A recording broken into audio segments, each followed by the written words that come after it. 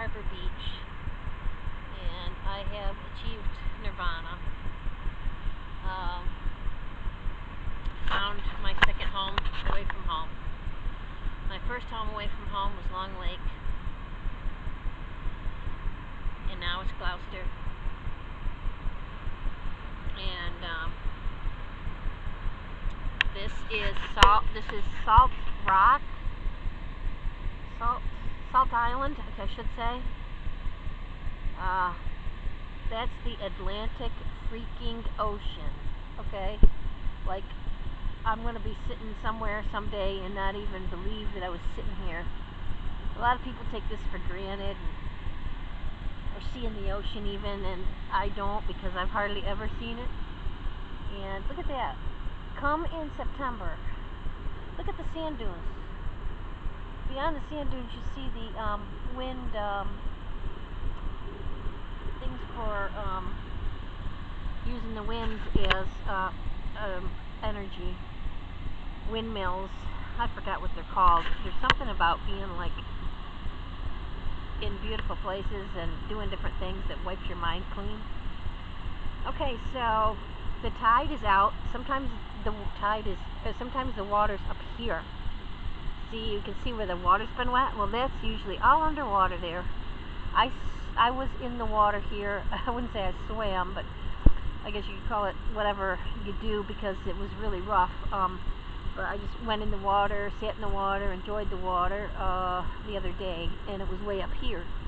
And it would have been deeper, much deeper. But the tide is out. And when the tide is completely out, you can walk across the sand to that rock island. And but I mean, again, who'd have thought there were sand dunes in Gloucester? I didn't know. It's not like it's Cape Cod, you know, farther south. I was kind of avoiding that area because I figured there'd be a lot of people, but then I don't know, I just kept being drawn here, and now I know why.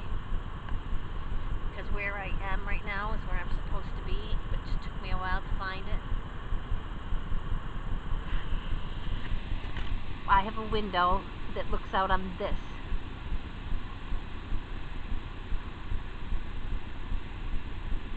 So the tides, I got a lot to learn about them, but what they do is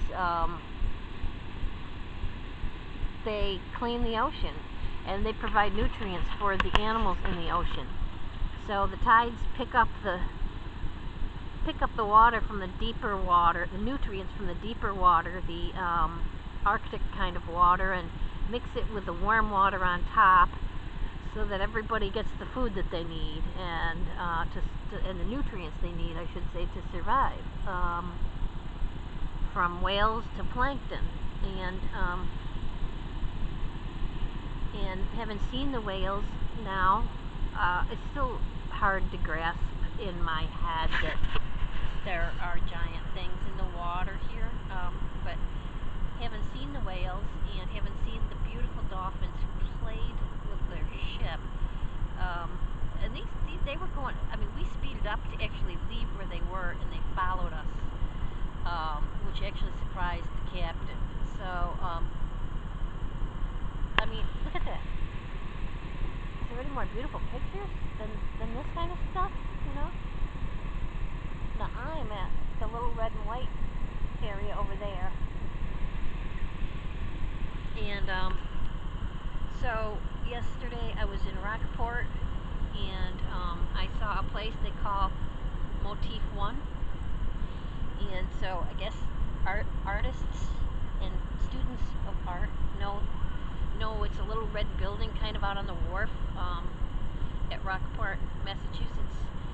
And it's supposed to be, Motif 1 is the most photographed and most painted building in the country for art students. I have no idea why.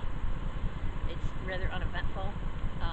Somebody actually showed me a nice man that worked there who kind of befriended me, and I him.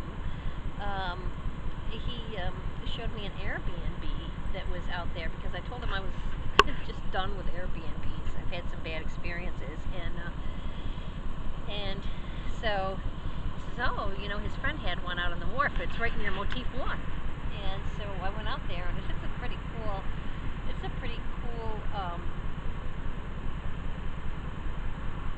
Airbnb, but on the other hand, you know, there's nothing else around there. So like at night, you're in this little Airbnb with giant windows around you, and you're out on a wharf. I mean, yeah, that's not happening for me as a female traveling alone. No, that's not happening. So if I had, you know, if I was with my big burly boyfriend, you know, it might be different, but no, it ain't gonna happen. And so it's a nice Airbnb for somebody.